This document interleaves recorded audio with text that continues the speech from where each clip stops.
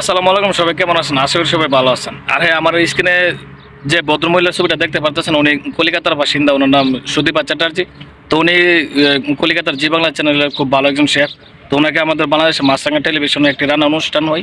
ওই অনুষ্ঠানে ওনাকে শেফ হিসেবে আমন্ত্রিত করে আমাদের কোরবানি ঈদ উপলক্ষে। তো ওই আমাদের অনুষ্ঠানের উপস্থাপিকা নৌরিন জাহান, আমি যদি নামটা ভুল না বলি। তো আমি ওনাকে তথাকথিত উপস্থাপিকা এর জন্যই বলবো যে উনি কিন্তু জানে যে ওই ভদ্রমহিলা সুদীপা চ্যাটার্জি, তো উনি ওনার ধর্ম আলাদা বা ওনার খাদ্যাভ্যাস আলাদা, বা এক কথায় কি ওনাদের ধর্মে গরুর মাংস অ্যালাউডই নেই। যেহেতু ওনার একটা ভক্ত বিশ্বাস আছে গরুটার উপরে, তার জন্য গরুর মাংস ওনাদের অ্যালাউডই নেই। সেই ক্ষেত্রে উনি ওই গরুর মাংসের কি কি মানে কি কুপ্তা বলা ওইটা জানি না, ওনাকে খাওয়ার জন্য প্রপোজ করা হয়েছে। ওই ভিডিও ক্লিপটা আমাদের বাংলাদেশে কতটুকু ভাইরাল বা কতটুকু আলোচিত সমালোচিত আমি জানি না। এই এই ভিডিওটা কিন্তু পশ্চিমবঙ্গ তথা কলিকাতা কিন্তু পুরা সমালোচিত। সেক্ষেত্রে ওই সুদীপা চ্যাটার্জি এক্ষেত্রে কিন্তু ওনার যে কেরিয়ার পুরাই হুমকির মুখে। এই সুদীপা চ্যাটার্জিকে কিন্তু এখন ওই যারা হিন্দু ধর্মাবলম্বী ভাই বোনরা আছেন, তারা কিন্তু সুদীপা চ্যাটার্জিকে একবারে পানি ছাড়া ওয়াশ করে লাইতেছে। আচ্ছা, যাই হোক, দিন শেষে এইটাই। ওই ভিডিও শেষে আমি একটা কমেন্ট করছিলাম যে আমাদের ওই তথাকথিত নৌরিন জান ওনাকে বা নৌরিন জান তো আর একলা না, আরও অনেকে আছে, কলা কৌশল ওনারা আরও অনেকে আছে। তো ওনারা কিন্তু এখানে গরু মাংসটা না দিলেও পারতো, এখানে চিকেন ছিল, মাটন ছিল, এগুলো দিলেও পারতো।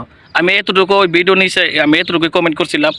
ওই আমার কমেন্টে প্রায়, আমি কিন্তু কমেন্টে করছি গতকালকে একদিন হয়েছে, প্রায় 2,500 কমেন্ট প্লাস আমার কমেন্টে রিপ্লাই কমেন্ট। তো এখানে 150 কমেন্ট হবে আমাদের বাংলাদেশের মুসলমান কয়েকজন ভাই বোনেরা এমন কিছু কমেন্ট করছেন যে আমার প্রচণ্ড রাগ উঠে গেছিল। আমাকে এরকম মানে আমারও ফানি ছাড়া দোয়া লাইতেছে। মোট কথা, ওইদিকে সুদীপা চ্যাটার্জিকে দোয়া লাইতেছে, এদিকে আমারও দোয়া লাইতেছে। আমি কমেন্টটা করলাম বা আমি নাকি হিন্দুদের পক্ষপাতিত্ব করলাম। আমারে দালাল বানাইতেছে, আমারে হিন্দুদের দালাল বানাইতেছে। আমারে ওই হিন্দু পরিষদ থেকে আমার কত টাকা দিয়েছে, আমি হিন্দু যেতাম, আমার জোর করে হিন্দু বানাই লাইতেছে।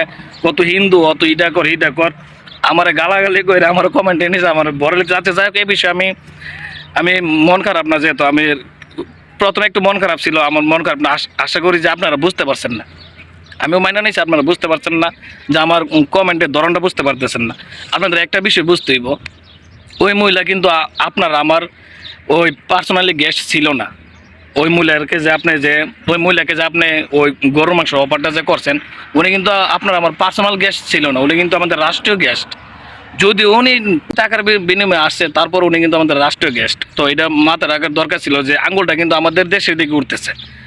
যদি আমাদের ওই মাছরাঙা টেলিভিশনের কলাকুশলী অনেকে আছেন এই অনুষ্ঠানের পিছনে, এই অনুষ্ঠানটা তো একদিনে শুট হয়ে গেছে না, বা ওই গরুর মাংসটা তো একদিনে না, গরুর মাংসটা দোকান থেকে নাইটটায় পড়ছে না, কেউ না কেউ এটা এনে আনছে। আচ্ছা, যাই হোক, দোষটা শুধু আমাদের একার না, বা মাছরাঙা টেলিভিশনের ওই অনুষ্ঠানের কলাকুশলী সবারই দোষ আছে। পাশাপাশি ওই ভদ্রমহিলা সুদীপা চ্যাটার্জি, ওনারও দোষ আছে। ওনারও একটু সচেতন হওয়ার উচিত ছিল, যে ওনারা এটা মাথা রাখা উচিত ছিল যে এই মাংসটা বা এই গোস্তটা আমার ধর্মে অ্যালাউড নাই।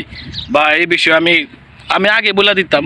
এটা তো লাইভ অনুষ্ঠান চলছিল না, এটা কিন্তু পার্ট বাই এটা শুটিং চলছিল। তা আমি এটাই বলতে চাই, যারা আপনারা আমার কমেন্টের মানে না বুঝে আমার উল্টাপাল্টা বানাইতেছেন, আমাদের হিন্দুদের ওই দালাল বানাইতেছেন, ইন্ডিয়ার দালাল বানাইতেছেন, কলিকাতার দালাল বানাইতেছেন।